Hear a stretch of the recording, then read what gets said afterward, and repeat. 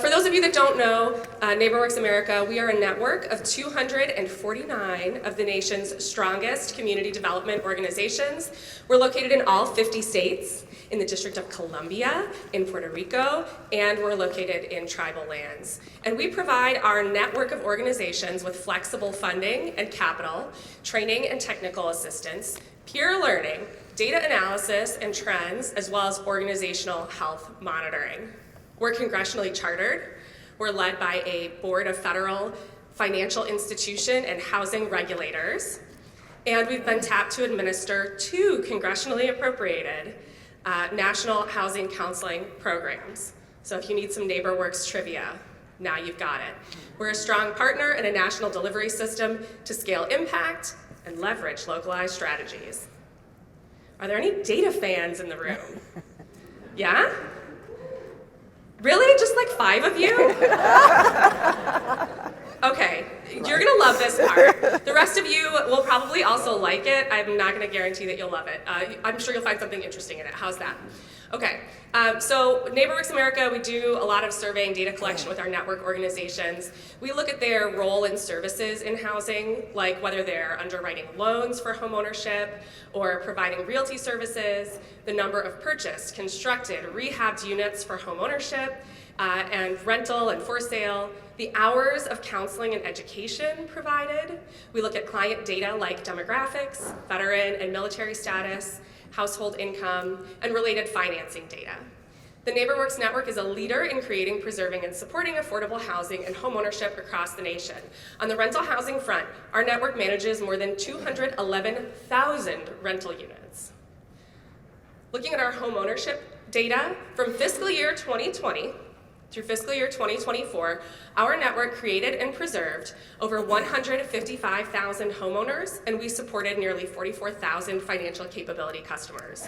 So that's a 5-year period. It's all post-pandemic, and our network is doing all this incredible work. During this same time, our network counseled and educated nearly 322,000 customers and supported over $1.6 billion in first mortgages, down payment, and rehab loans. Right? Yes. And that wasn't just the data people clapping, so I know that some of those numbers worked for those of you who said you weren't really that into data. In fiscal year 2024, the NeighborWorks Network created over 16,000 new homeowners. That's the last fiscal year that we were in. Half of those homeowners are below 80% area median income, or AMI. So there are 2 trends for you to keep in mind as you're looking at this data. One of them, 2024, is reported as the worst year for home sales in the last 30 years.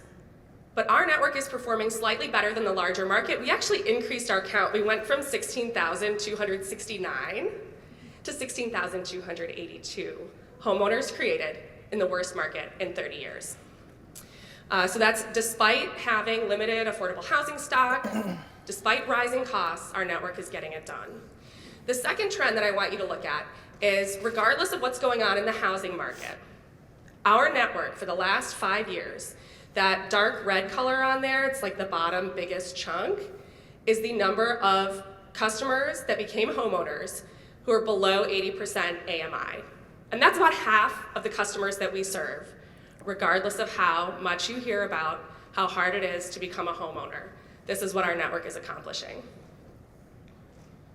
And just putting that into context of the market at large, there's this outer ring over here that shows NeighborWorks America's performance, and there's an inner ring that shows the market at large.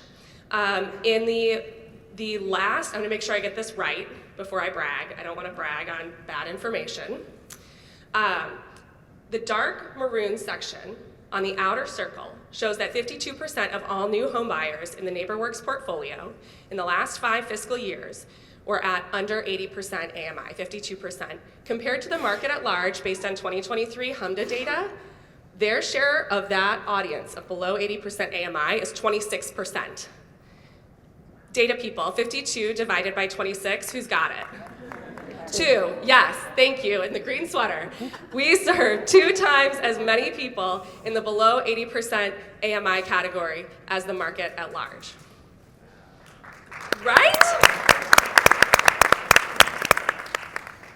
So the other thing that I want to share about NeighborWorks America's network is we also track a composite category of homeowners preserved, which I think is going to be really of interest to this audience. It includes clients for a variety of services like owner-occupied rehab, foreclosure mitigation, reverse mortgage, refinance, and manufactured home replacement. Within this grouping, owner-occupied rehab clients, that's the dark orange section at the top of the columns, are the largest share of reported preservation clients. Owner-occupied rehab is the largest share. And this is consistent with market trends of people not moving or selling their homes and needing significant rehab work in order to age in place. Network owner-occupied rehabs increased by 38% from fiscal year 20 to fiscal year 24. While we are seeing a slight increase in foreclosure mitigation clients, that's the dark blue portion down here, it's the second category. That data point can be heavily impacted by state or local funding for foreclosure counseling. Market data shows that foreclosures are low, but this is always something that we monitor. This is part of how we work with our network, and we try to get a pulse on what's going on before it shows up in a big national trend. So that's the scope, depth, and perspective that we're bringing to today's conversation. And we're going to call our experience what it is. It's a journey. We started with internal conversations across departments to socialize the idea of property inheritance and informally find out who was doing what. And over the course of the last year, we informally found out, we know that there are at least 20 NeighborWorks organizations that have a dedicated property inheritance program, whether it's estate planning, helping people navigate probate, or helping people resolve those multi-generation tangled title issues. But we're still learning. So we've picked up thought partners along the way. We've had peers within the nonprofit space, many of you are here today, and supporters like TD Bank. We had an event in Pittsburgh a few months ago as part of our landscape mapping work to help understand the gaps, emerging solutions, and how all of the organizations in this room can collaborate to carry them forward. We're also seeing today's event as a landscape mapping event. I am 100% confident that everyone in this room will learn something interesting today, and that includes everyone at NeighborWorks America. We are learning together today. In our final activity of the day, we'll turn to you for crowdsourcing, and we're going to ask you this big question. What big, bold change would help people claim and pass down property to future generations? So we want you to think about that, because we are going to use your answers when we get to this portion of the agenda as part of our emergent learning process. So Pittsburgh was one part of our emergent learning process. We came up with a bunch of high-level insights about what is consistent across communities, as well as what kinds of variations people have in their property inheritance strategies. We're plugging it into an emergent learning model. We started with our truths and data. We got our insights. Today we're going to start chipping away at this hypothesis section. But that's later. That's after lunch. Remember, you're getting lunch. Before lunch, we're hearing from our speakers. And I just want you to keep that question in the back of your mind while you're listening to them. What is the big, bold change? The gap that we're going to fill, the opportunity that we're going to pursue to help people claim and pass down their property. So we'll start the day out to give you a sense of the flow. You do have agendas at your table so you can follow along. We'll start the day with a personal story. Our wonderful colleague, Inman, will be interviewed by our other wonderful colleague, Ramona, and we'll hear about what one person's experience has been like. We will then zoom out. Our CEO, Marietta, as well as Paige from TD Bank, will have a conversation about the organizational level on this topic. And then we'll zoom out one more time. We are going to get a really cool panel of people from across Philadelphia up here. I am so grateful the parade is not happening today. I was so worried they were going to be a hostile panel if we had a parade going on outside. So we'll have our Philadelphia panel.